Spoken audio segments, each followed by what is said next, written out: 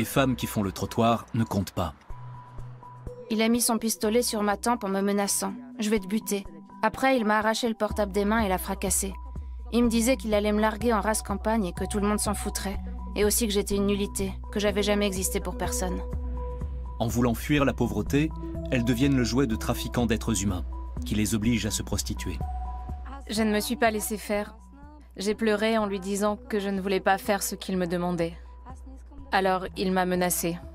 Il m'a tabassée et il m'a dit qu'il raconterait tout à ma famille. Elles sont traitées comme de vulgaires biens d'exportation, avant d'être sacrifiées sur l'autel du sexe pour une bouchée de pain. Il y a des femmes qui vivent dans une telle misère qu'elles s'offrent pour 4 € dans ce quartier. L'Allemagne passe pour être le bordel de l'Europe. Et pour Julia, pas question d'accepter ça.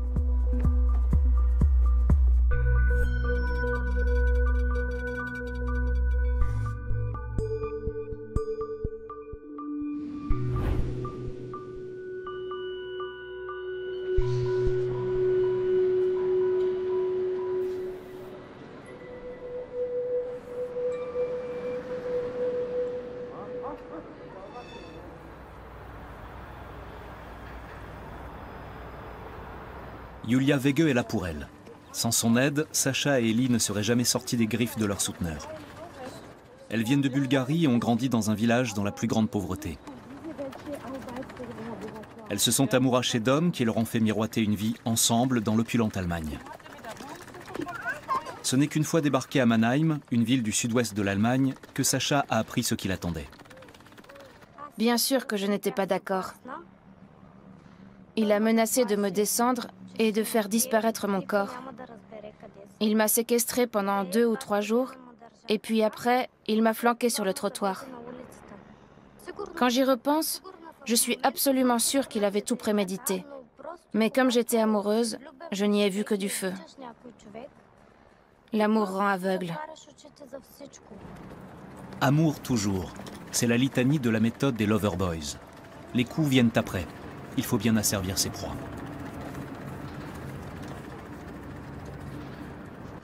J'avais au moins 15 à 20 clients par jour.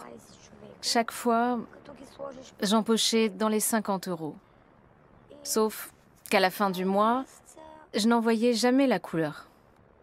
Il ne me restait pas plus de 200 ou 300 pour vivre. Il gardait tout le reste. Tout. 20 clients par jour. 20 hommes qui n'en veulent qu'à leur sexe. Un programme insoutenable.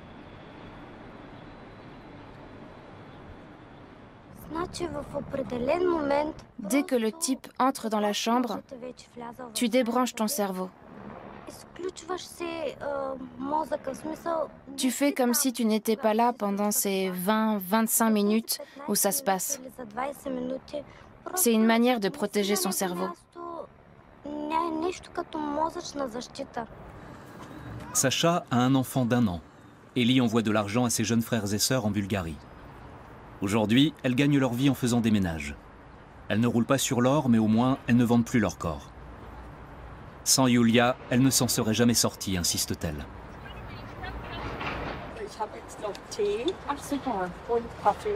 Amalie, c'est le nom du service Diaconie d'aide et d'accompagnement des femmes prostituées à Mannheim. Il est financé par l'État, par le Land de Bade-Württemberg, ainsi que par des dons. Julia l'a fondé il y a 7 ans. Elle a dû affronter de vives oppositions. En Allemagne comme ailleurs, les prostituées n'ont pas de lobby. Ils étaient très peu de gens à y croire au début, tout simplement parce que la plupart d'entre eux ne voyaient pas l'utilité de porter secours à des prostituées. Quand les gens ouvrent grand leur porte-monnaie, c'est surtout pour les enfants ou les animaux atteints de maladies. Amalie organise des distributions alimentaires, aide dans les démarches administratives, propose un toit à celles qui sont sans abri et sort ces femmes de l'enfer de la rue. Sandra est là presque tous les jours. Elle adore faire la cuisine. Aujourd'hui, elle mijote un plat typique de sa Jamaïque natale. Elles se sont acceptées ici.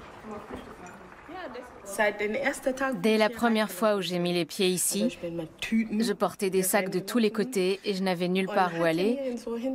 C'était comme un miracle. On accepte les gens. Ici, tu es accepté pour ce que tu es en tant qu'être humain. Dans la rue, poursuit Sandra, les hommes ne voient que la pute en toi. Sandra est une enfant née d'un viol. En abusant de sa mère, son grand-père est devenu son père biologique. Il a aussi violé Sandra par la suite. Violer un être humain, c'est aussi violer son âme. J'ai beaucoup et longtemps bataillé avec moi-même, à me demander si je méritais d'être aimée et si au fond je n'étais pas uniquement sur Terre pour faire le métier que je fais. Les gens que je rencontre ne veulent rien d'autre de moi. Et du coup, le seul échange que j'ai me renvoie toujours la prostitution à la figure. Wolfgang Heide est gynécologue à Heidelberg, la ville voisine. Il fait une journée de bénévolat par semaine à l'association Amalie. Aujourd'hui, Sandra ne travaille que quand elle n'arrive vraiment plus à joindre les deux bouts. Elle a demandé un examen de routine au docteur. Tout m'a l'air d'aller parfaitement bien. Tout est normal. C'est loin d'être toujours le cas. Beaucoup de prostituées souffrent de saignements, de douleurs, d'inflammations. Les blessures psychologiques s'ajoutent à ces souffrances. Ces femmes sont toutes profondément traumatisées. Elles portent un énorme poids sur leurs épaules. Quand vous les rencontrez, elles peuvent paraître joyeuses et enjouées, mais elles ont une phase plus sombre en elles. Leur vie n'est qu'un cauchemar sans fin. Elles ont l'âme ravagée. Elles sont incapables de se projeter dans une relation, dans quelque chose de suivi. Elles n'éprouvent que méfiance envers l'autre, surtout envers les hommes. C'est la destruction pure et simple de l'âme d'une femme. Si les proxénètes sont coupables, les hommes qui font appel à leur service le sont également. Je crois qu'il faut s'adresser aux clients directement et bien leur faire comprendre le mal qu'ils infligent. Peut-être dans ces termes. Messieurs, quand vous y allez, réfléchissez 2 secondes aux épaves que vous allez laisser derrière vous. Ces femmes ne sont pas des robots. Ce n'est pas de la blague de saccager des vies humaines. Ces femmes n'ont pas leur libre arbitre. Elles se laissent violenter en échange d'un peu d'argent.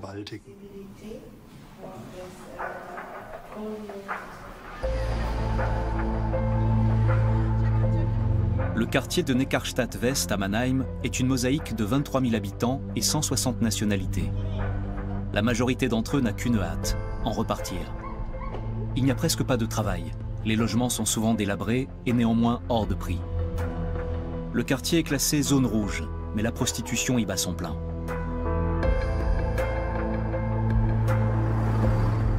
Julia Wege s'y rend régulièrement afin de gagner la confiance des femmes. Mais c'est loin d'être gagné. Elles ont importé cette conception de leur pays d'origine et pensent qu'on peut soudoyer la police, qui n'est d'ailleurs pas là pour les aider. Elles n'ont jamais entendu parler du travail associatif. Et c'est un aspect très compliqué pour nous. Quand nous intervenons à l'extérieur et faisons du travail de rue, il nous faut parfois des mois, voire des années, avant qu'une femme vienne vers nous. Il s'écoule beaucoup de temps avant qu'elle se dise prête à nous accorder sa confiance.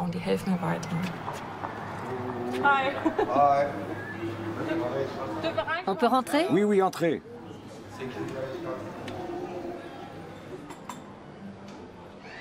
Sedat Shakir tient un café dans le quartier. C'est une des personnes de confiance pour Julia. Il connaît Neckarstadt comme sa poche depuis 40 ans qu'il le pratique. Pourtant, à la naissance de sa fille, il a déménagé sans hésiter. Je ne pourrais pas voir mon enfant grandir dans ce quartier. Et pourquoi pas ? C'est dangereux. De quoi tu as peur exactement ?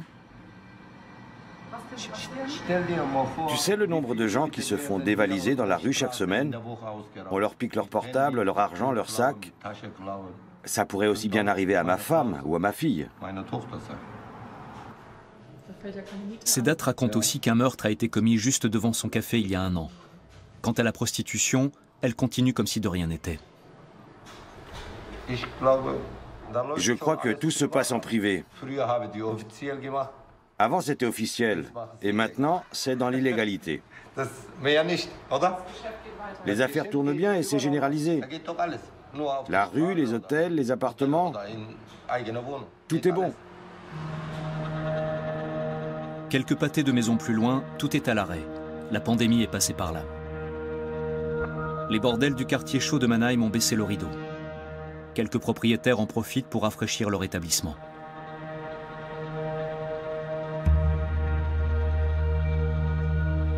Ceux qui font travailler ces femmes trouvent que l'Allemagne n'a plus rien d'un Eldorado en ce moment. Et ils les renvoient dans leur pays d'origine.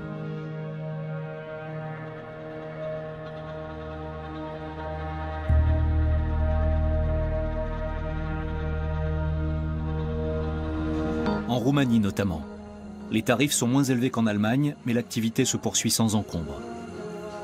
La prostitution y est illégale, mais la police ferme les yeux ou se sert au passage. L'ancien pays de l'Est est l'un des plus corrompus d'Europe.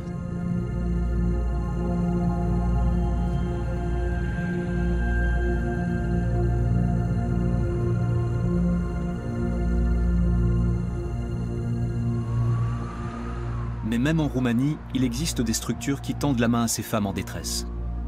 C'est le cas de l'association Aras, qui leur fournit masques chirurgicaux, tampons hygiéniques et préservatifs.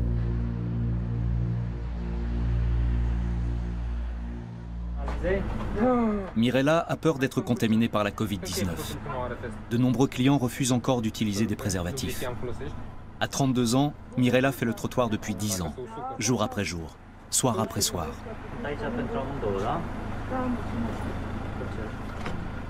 Je ne trouve aucun travail ici.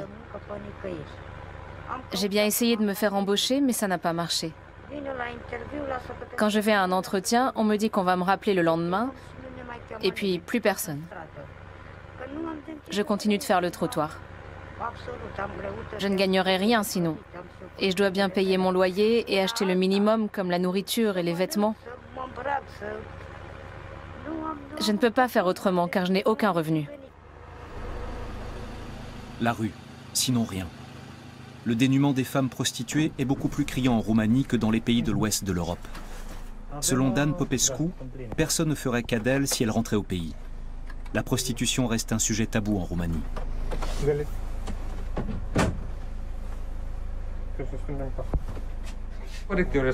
C'est aussi à l'Union européenne de prendre ses responsabilités et d'agir, en proposant une aide financière aux victimes, par exemple.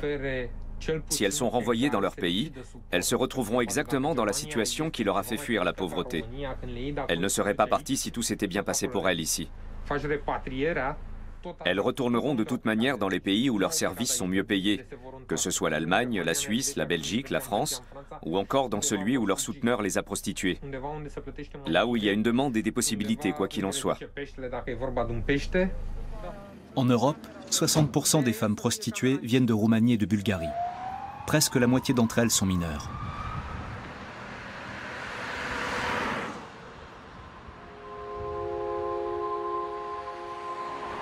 Liliana était tout juste sortie de l'enfance quand elle est tombée dans les filets d'un proxénète. Quand sa mère s'est engagée dans une nouvelle relation, elle a mis Liliana sous la protection de son nouveau petit ami. Il a proposé ses services ainsi que ceux d'autres filles à des trafiquants d'êtres humains.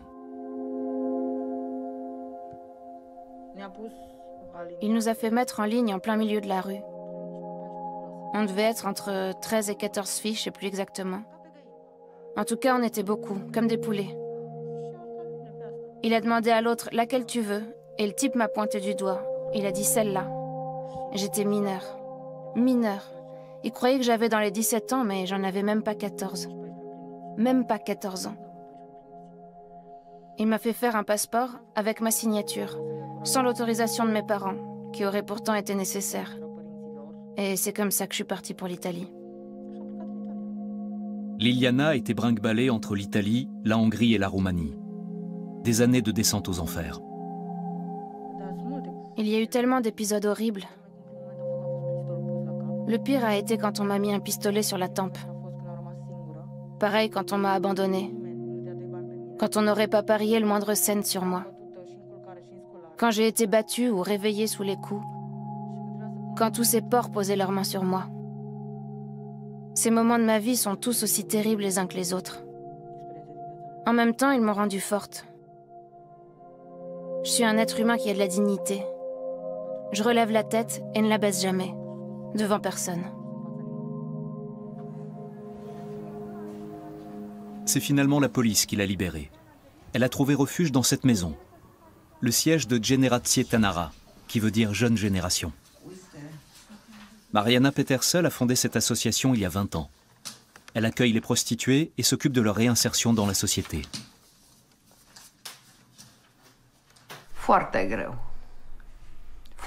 C'est si dur pour ces jeunes filles. Elles font des efforts surhumains pour mener une vie normale. Mais c'est comme si elles étaient cataloguées. est marquée au fer rouge. Je suis une telle et je suis prostituée. On leur a enfoncé ça dans le crâne. Elles ont été tellement rabaissées et humiliées qu'elles ne se voient plus autrement, bien qu'elles n'y soient absolument pour rien. Mariana ne reçoit pratiquement aucune aide de l'État roumain. L'Allemagne se montre plus généreuse en revanche. Il y a cet ancien commissaire maintenant à la retraite qui participait à nos campagnes de soutien aux prostituées quand il était encore en service. Il a d'ailleurs incité d'autres personnes à nous aider. Et il continue à nous appeler de temps en temps pour savoir où on en est. Le commissaire allemand, c'est Manfred Paulus. Aujourd'hui à la retraite, il voyage très souvent en Roumanie, se documente, donne un autre éclairage à la pauvreté des travailleuses du sexe. Il rencontre aujourd'hui Julia Wege d'Amali et Marietta Hagenay de Solvodi à Allen, dans le Bade-Württemberg. Ensemble, ils échangent et planifient de nouveaux projets en Allemagne et à l'étranger. La prostitution forcée touche toute l'Europe et le rôle de l'Allemagne n'est pas des plus glorieux. Depuis 2015, on fait un voyage par an dans les pays de l'Est de l'Europe. Pendant une semaine, nous menons une campagne d'information dans les écoles pour expliquer aux élèves la réalité de l'Eldorado occidental et celle de l'Allemagne. Au début de nos exposés, quand on demande aux enfants qui parmi eux aimerait aller en Allemagne, en Suisse ou en Autriche, ils sont 70% à lever la main. Le crime organisé se nourrit de cette volonté d'émigrer, imputable à la pauvreté et l'absence de perspective. D'après Manfred Paulus, les femmes sont recrutées par des proxénètes qui leur promettent le grand amour et les font passer en Europe de l'Ouest. C'est là qu'elles comprennent ce qui les attend vraiment. Elles sont volontairement poussées au désarroi, à la dépendance, et on leur fait clairement comprendre que désormais, elles sont entièrement entre les mains de leurs souteneurs. Elles n'ont plus de passeport, plus de portable. Tous les ponts sont coupés pour demander de l'aide. J'ai recueilli le témoignage d'une jeune femme complètement bouleversée. Elle m'a avoué qu'elle ne savait pas à quel point c'était terrible. Comme la prostitution est légale en Allemagne, elle partait du principe que tout devait bien se passer. La réalité s'est avérée tout autre. Elle a été brutalement violée à plusieurs reprises et on l'a mise au pas. Elles sont prisonnières de la sous-culture de ce milieu interlope, qui est en grande partie criminel, et régi par des lois qui s'apparentent à celles de la mafia. La délation y est considérée comme un crime de lèse-majesté. Ne pas dire qu'on se prostitue de son plein gré et que personne ne vous a forcé serait la pire forme de trahison. À les entendre, elles sont là parce qu'elles le veulent bien. Elles l'affirment avec aplomb et elles signent. On estime qu'en Allemagne, 90% d'entre elles ont été forcées de se prostituer. Le législateur n'en parle pas moins de métiers librement choisis, de prestations sexuelles étrangères à toute action criminelle. Dès lors, comment venir à bout de ceux qui se cachent derrière le trafic d'êtres humains? Même en Roumanie et en Bulgarie, personne ne comprendrait cette législation allemande pseudo-libérale. Dans tous ces pays où on recrute, on sait aujourd'hui très bien à quoi s'en tenir et ce qui se passe réellement avec les filles et les femmes dans l'état de droit qu'est la République fédérale d'Allemagne.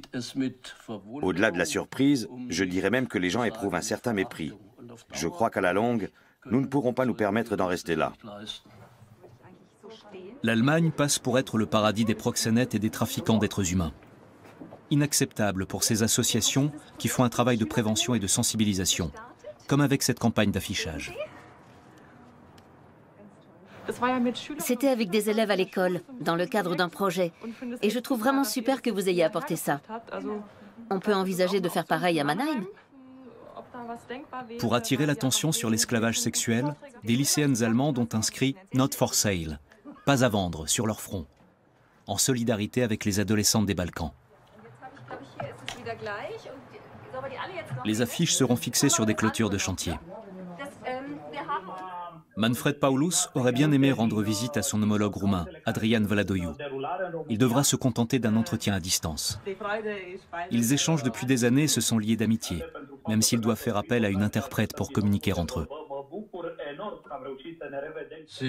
Beaucoup de femmes sont revenues en Roumanie car les bordels ont baissé le rideau en Allemagne.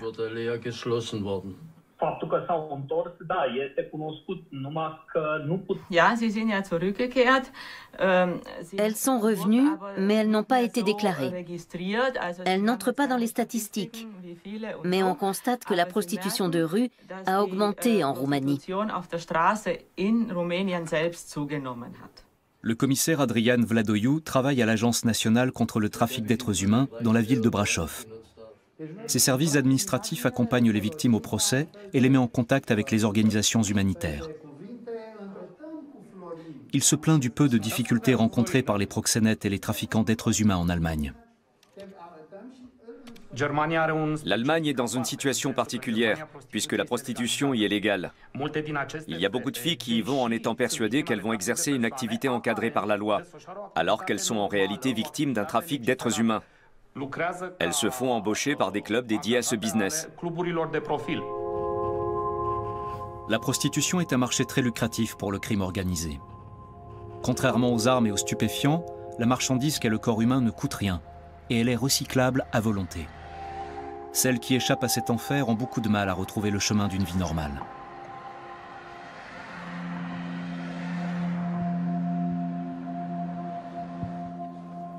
Mariana Petersel les aide dans cette épreuve.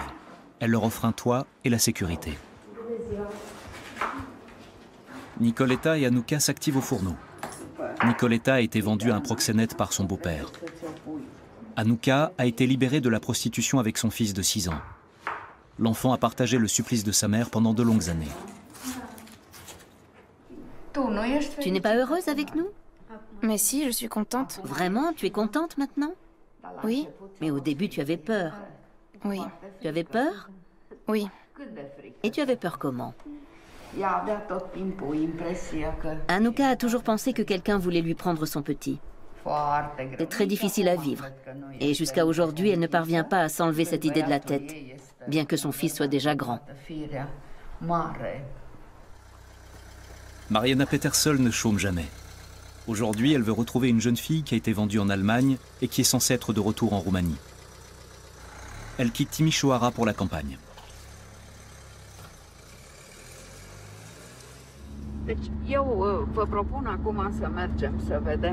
Vous allez voir ce que grandir à la campagne veut dire ici. Et aussi les conditions de vie de ces enfants, de ces jeunes filles. Et vous comprendrez la pression qu'ils subissent. Au point de tomber dans les mailles de ce marché immonde. Et d'en être complices.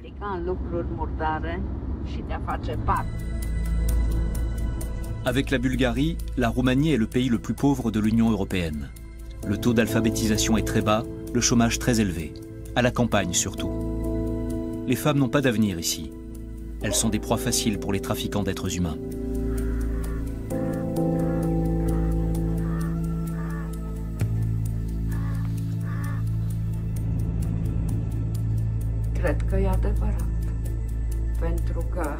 C'est pourtant vrai que tout part de la pauvreté et de l'impossibilité de gagner sa vie d'une manière honorable. De l'impossibilité de se dire qu'on peut vivre dans la dignité. C'est pour ça que je dis que la pauvreté engendre des monstres. Elle ne trouvera pas la jeune fille qu'elle cherche. Peut-être est-elle encore en Allemagne. Toujours est-il que Mariana ne baissera pas les bras, même si sa mission lui semble parfois vaine. À Mannheim, dans les locaux d'Amalie, la distribution alimentaire va bientôt commencer.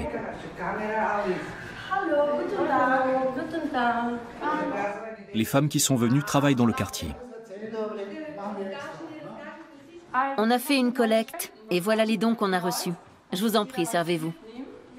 La prostitution, le lot des plus déshérités. Ces femmes viennent de pays comme la Bulgarie, la Roumanie, l'Albanie ou la Moldavie, les parents pauvres de l'Europe. 90% des femmes prostituées en Allemagne viennent de l'étranger. Nombreuses sont celles qui travaillent dans l'illégalité. Elles n'ont ni logement, ni couverture sociale. Elles ne sont même pas enregistrées. Certaines sont suivies par Julia depuis des années. Dans notre quartier, nous avons beaucoup de femmes qui se vendent à des tarifs très bas. Pour elles, ça représente parfois beaucoup d'argent, mais il faut qu'elles enchaînent les clients. J'ai connu des femmes qui en avaient jusqu'à 40 par jour. Sofia a une fille de 7 ans, restée en Bulgarie chez des parents. Dès qu'elle le peut, elle lui envoie de l'argent. Elle souhaite que sa fille connaisse une vie meilleure qu'elle. Sa famille ignore la source de ses revenus.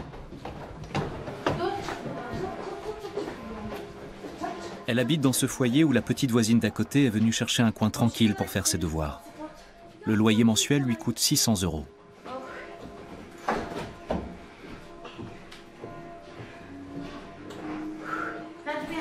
En haut, on reçoit les clients, tandis que le niveau inférieur abrite des enfants.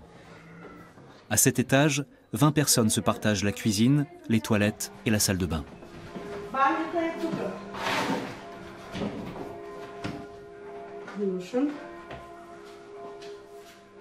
J'attends la réouverture du bordel. J'aimerais y retravailler. J'ai tous les documents qu'il faut. Il y a des villes où les bordels ont rouvert leurs portes, mais pas ici où c'est interdit. C'est pour ça que j'ai pris cette chambre. Il ne faut pas que la police me trouve. Je dois me cacher pour travailler. Et c'est ça le pire. Les bars et les cafés, qui sont en temps normal des forums de rencontres, ont fermé leurs portes à cause du confinement. Sandra connaît les sites spécialisés sur Internet. Il y a Ladies, Sugar Daddy ou encore Kauf mich, achète-moi. On peut même passer par Facebook ou WhatsApp pour arranger un rendez-vous.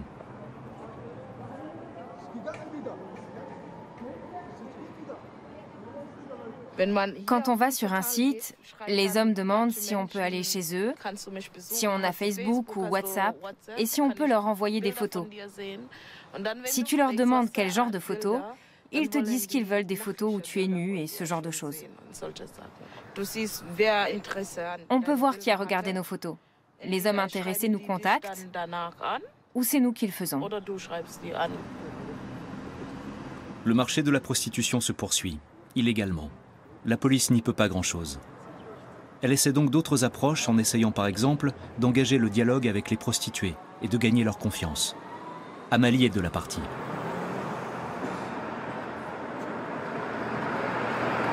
Le chef de la police de Mannheim s'est rendu dans ses locaux. Andreas Stenger connaît bien le milieu dans lequel il a lui-même enquêté pendant de longues années. Avec Julia Wege, il veut essayer d'aider des femmes à s'en sortir. Et la crise du coronavirus en est peut-être l'occasion. Je n'en reviens pas du nombre de femmes qui se décident à rompre avec le milieu en ce moment. Actuellement, on s'occupe d'environ 13 d'entre elles qui ne supportent plus leur situation, mais sont en quête de nouvelles perspectives. Ces femmes prêtes à témoigner de ce qu'elles ont vécu et à passer à autre chose doivent savoir qu'elles peuvent nous faire confiance. On a besoin de leurs déclarations pour remonter jusqu'à ceux qui tirent les ficelles et se font des ponts d'or sur leur dos. Et pour nous, dans la police, ce n'est pas gagné avec la loi sur la prostitution en vigueur. Aux yeux de la loi, les prostituées sont des prestataires de services, au même titre que les infirmières. L'intention est bonne, sauf que la légalisation de cette activité n'a pas permis d'endiguer la criminalité du milieu qui l'encadre. Et les clients devraient eux aussi être ciblés.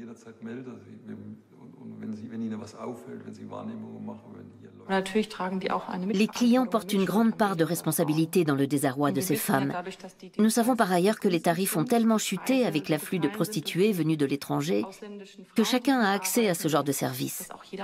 Je suis toujours très étonnée de voir que des hommes de plus en plus jeunes y ont recours. Alors il faut faire comme en Scandinavie, où on incrimine les clients qui sont allés voir des prostituées. Ils sont pénalisés et mis devant leurs responsabilités. Il faudrait les associer eux aussi. Sur qui je peux compter?